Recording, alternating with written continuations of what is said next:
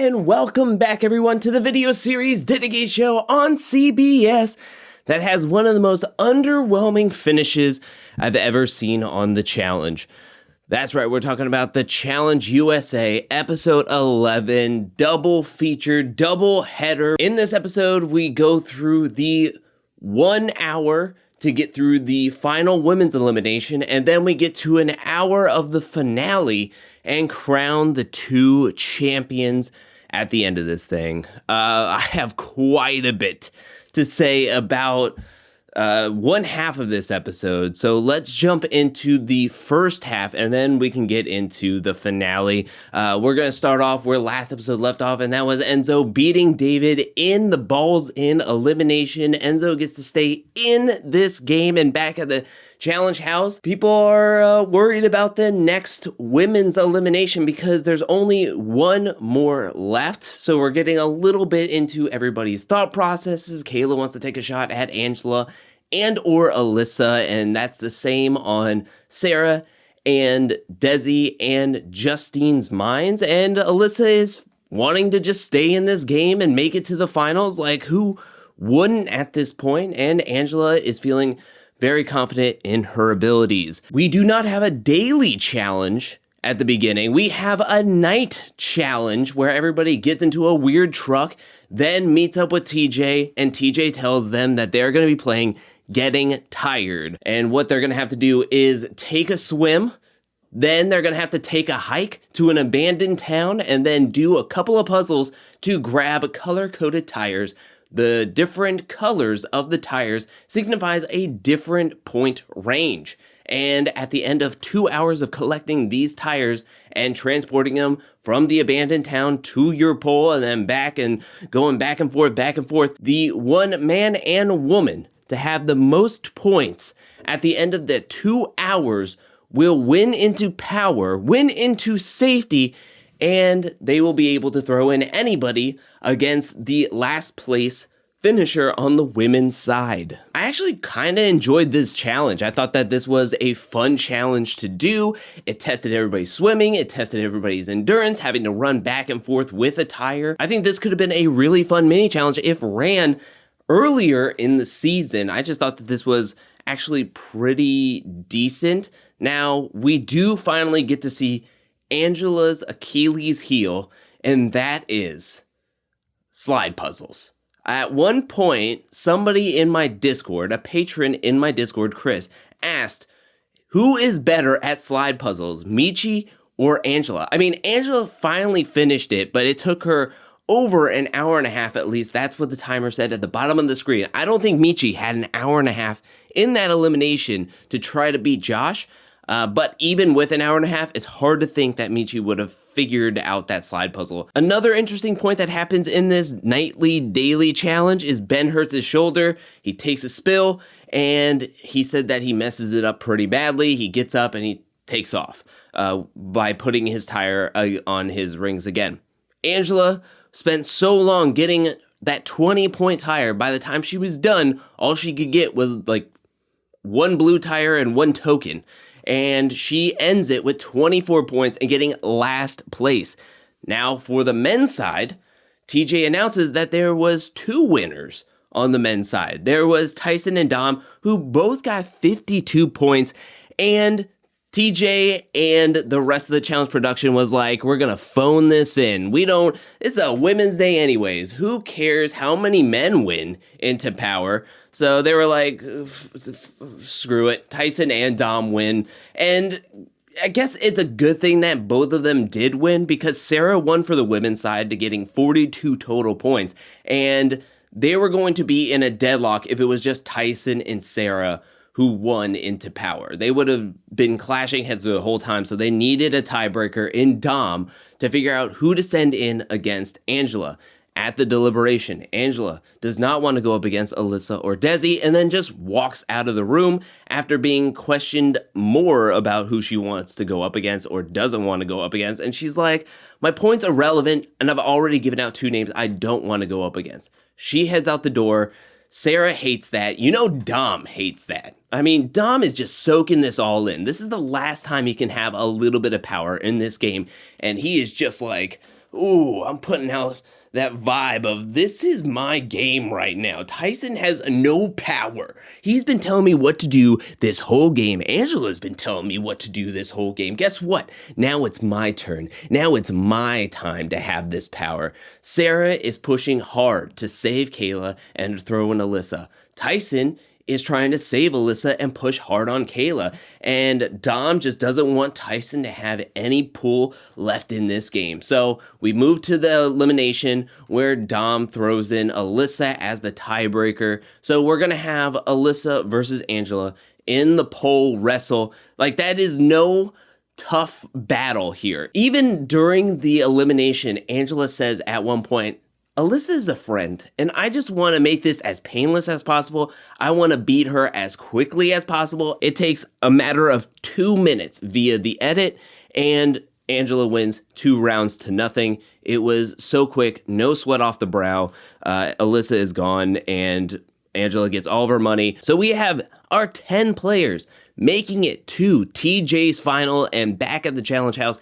Everybody is excited. They're doing cheers, they're having a good time. Ben goes and gets his shoulder looked at. I knew once it was announced that Ben hurt his shoulder, I was like, he's done. He's gonna go back into the room, and I didn't see him around the campfire. I was like, okay, Ben's gone. Ben is not even gonna make it onto the plane. He's not gonna make it to the starting point. To my surprise, Ben was there. Ben was in the private jet. He was there meeting up with TJ at the little tiny algorithm on the cove, and that's when TJ decides to announce that Ben is not going to be participating in the finals. Now, on Tyson's podcast, which he has a lot, and I mean a lot of tea on that podcast, and I can't get through every single point of these finals, so I just suggest everybody go listen to his podcast. It's a very interesting listen to.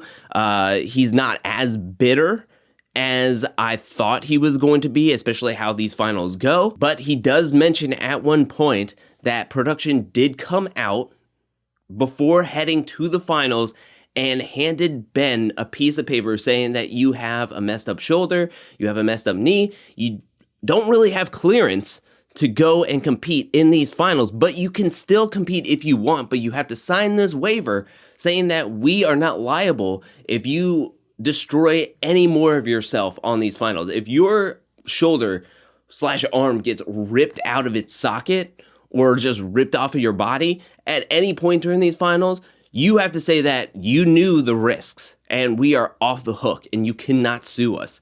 So Ben did not sign that paper, Tyson said. So Ben knew he was not going to be moving on to compete in these finals. It's just that the production team decided to have him suit up, get on the plane, and then stand in front of everybody just to walk off, which makes no sense to me. He should have just left while he was still at the warehouse. So dumb. Anyways, we have 9 people now left, and we're going to start off with stage 1. Now, before we can get to stage 1, I should mention that the finals is a point-based system. Every stage, they will switch out partners, and if you finish first, you get 5 points, second, get 4 points, and so on and so forth. Realistically, the points don't matter. It's like, whose line is it anyways? Because everybody just quits anyways. There's going to be multiple stages, then there's going to be a solo part and a solo race at the very end, and everybody's just trying to accumulate as many points as possible. To start off these finals in stage 1, we have Angela and Dom, Tyson and Justine, Kayla and Danny, and Desi and Enzo. And because Ben left and there's more women than men, every round, one woman will be competing against themselves. And this is probably the best time to be competing with just yourself. In this first stage, which is Sarah, everybody has to jump in from a floating platform into very ice-cold water, swim their way to shore, and do a slide puzzle. Again, you finish first, you get 5 points, second, 4 points. Desi and Enzo, DQ. Enzo is swimming. He's swimming as much as he can. He hates water, and this water is freezing. It's choppy.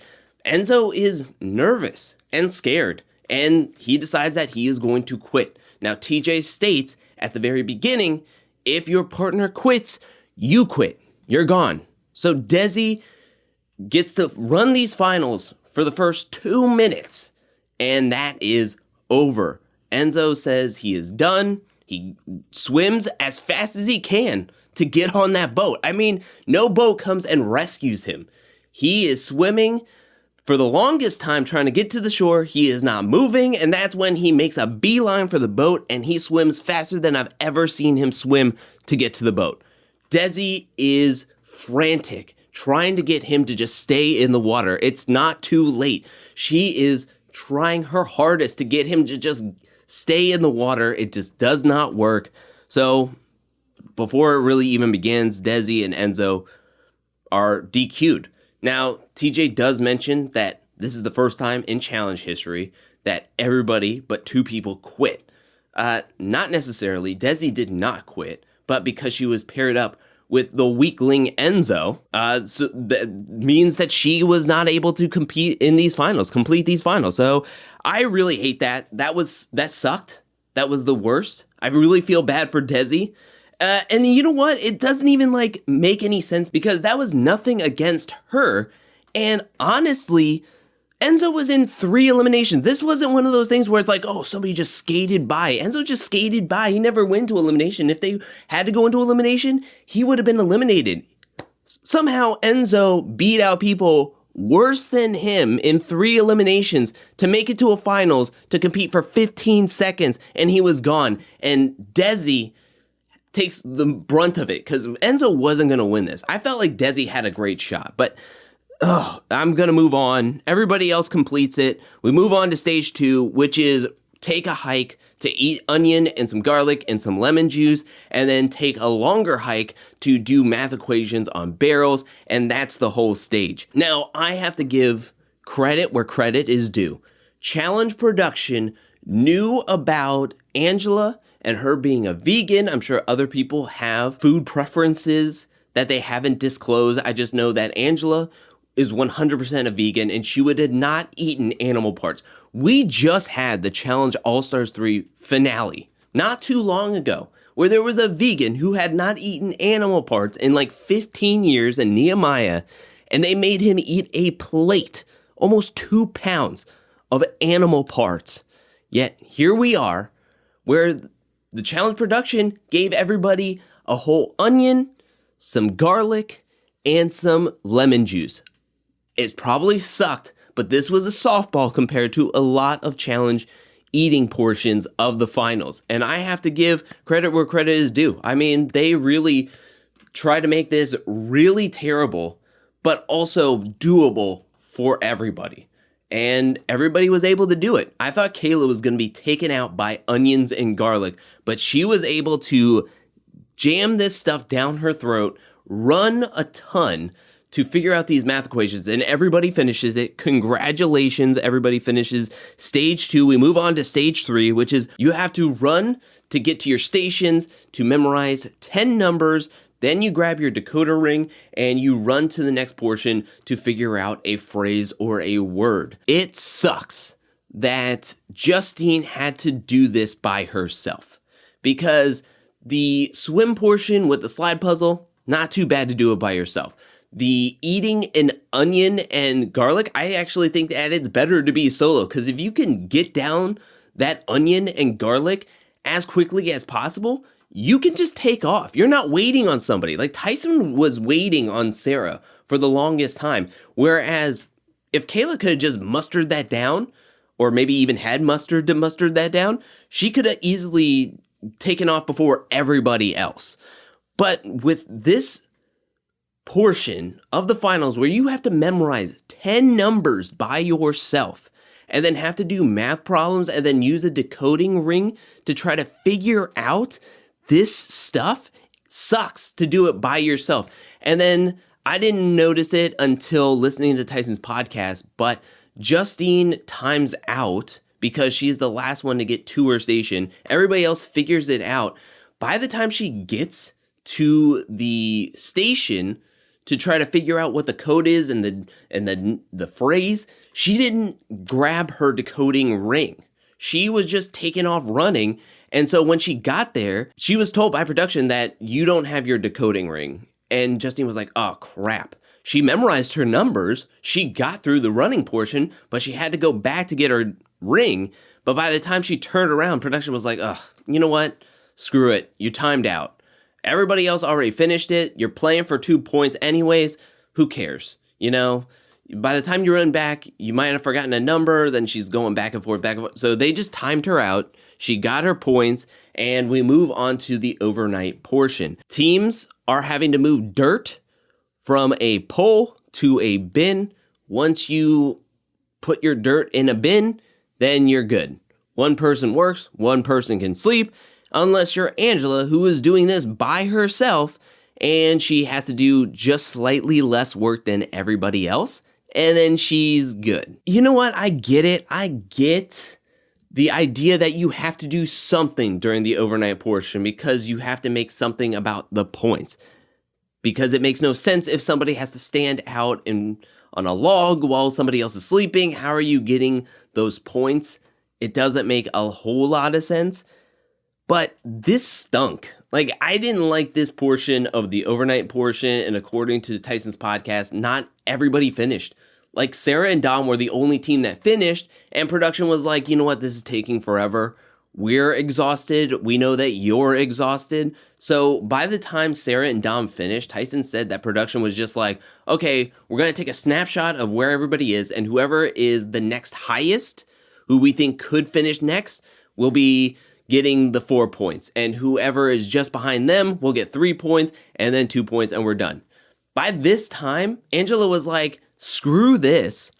I'm going to get no sleep. Like, by the time everybody else is rested, because half the people can sleep while the other people are working and they are switching off and not having to do a whole lot of this stuff, I'm doing so much work.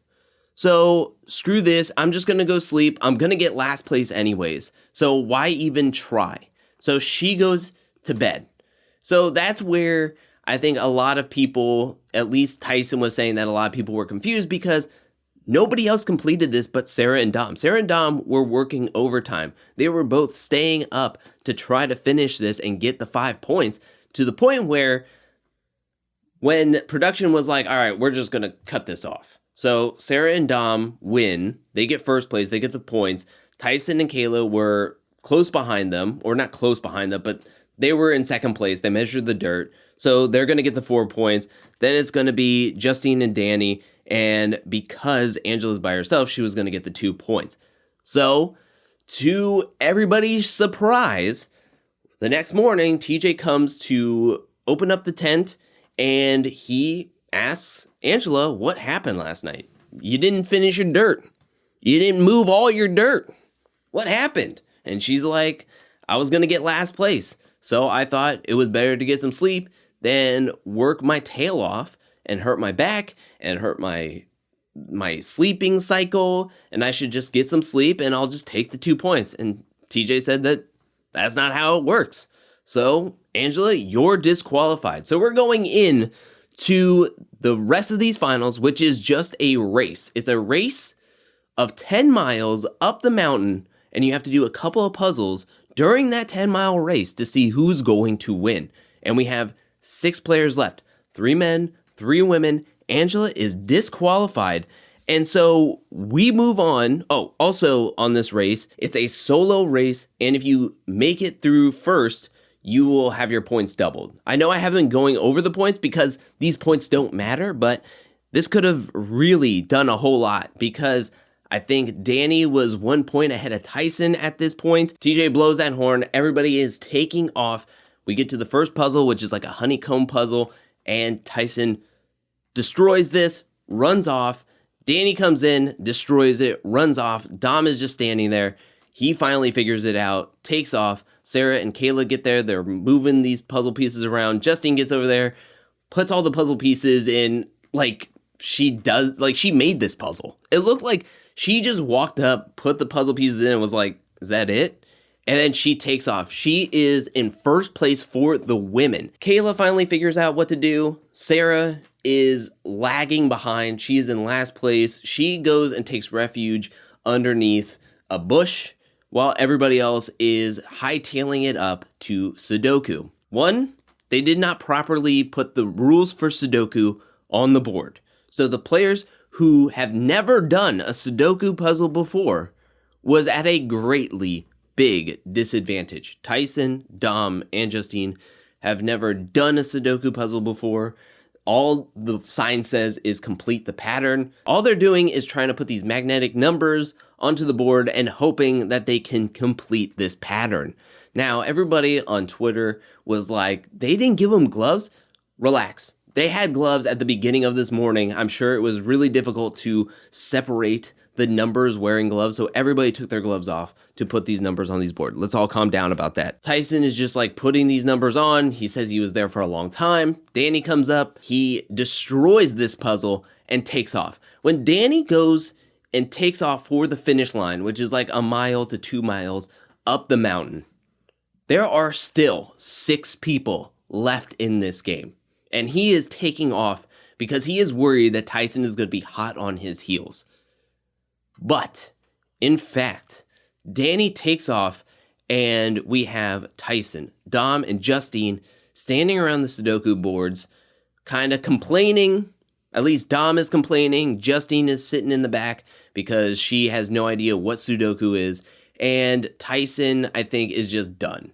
He doesn't know how to play Sudoku properly, at least. And Danny has taken off for the finish line. So I think in my mind, Tyson is just like, all right, well, this just killed my vibe. I don't want to do this anymore. Danny's probably already at the finish line. There's no like real prize money for second place. So I'm good to just be done. They're not timing us out on this portion of the finals. So I just want to go. Dom wants to go. Justine wants to go. Kayla shows up just to see everybody walking off and quitting. So Kayla goes to the board. Now Kayla has a real shot of winning this game, possibly, as she is at the final puzzle. Kayla says she loves Sudoku. She is doing this board until she can't do it no more. And that's when she says, I want to finish this, but I'm really cold. And so Kayla gets up and leaves. It's heartbreaking for her. She's a fan of the challenge. I know she wanted to finish it up. She could have gotten past that. She knows in her heart she could finish this Sudoku puzzle, but she's just like, I'm really cold and I can't concentrate. There are 2 people left in this game. Danny, who has already crossed the finish line, and finally, Sarah, who Tyson says times out at that bottom puzzle. She does not complete that bottom puzzle. So then Sarah goes and walks up, finds the Sudoku board, putting pieces on there. I'm telling you, kudos for Sarah just completing this, you know? But honestly, in my mind, they need 2 winners. They need a man and woman winner to make it onto the Paramount Plus Global Championships. So in my mind, she completes the Sudoku puzzle by placing all the numbers on the board. But honestly, production could have just blown the horn whenever and just been like, yeah, you're fine. Just go, please. Just go. We need somebody. We need a second winner. Please, just go.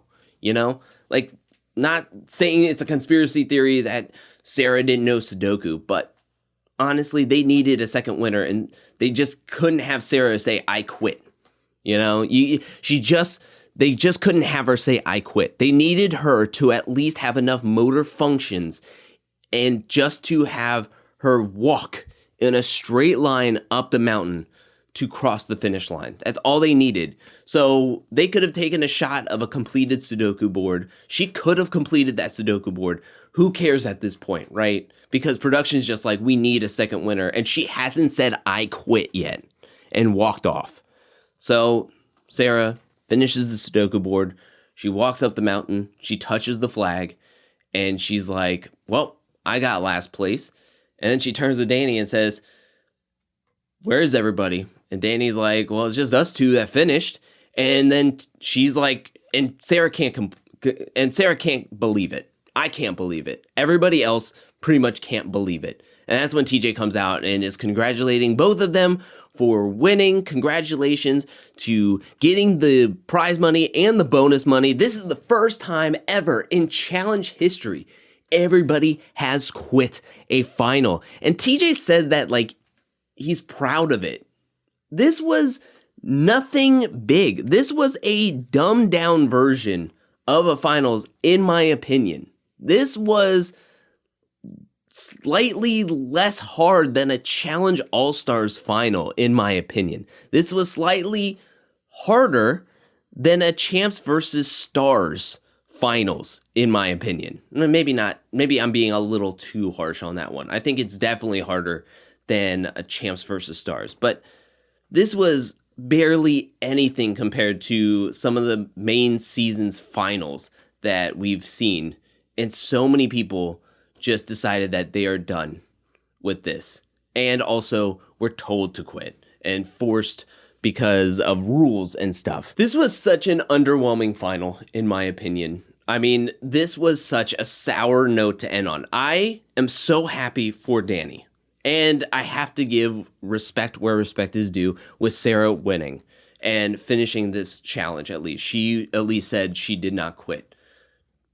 I'm happy for Danny. I'm happy for Sarah. I'm happy for Kiki. I'm happy for Zoe. I'm happy that this season has ended. I'm happy that we have crowned champions, and I'm excited to see Danny on the Global Championships. I can't say that I'm the biggest fan of Sarah for how some of the behind-the-scenes stories were, and the way that these finals went was so messy, so confusing, so weird.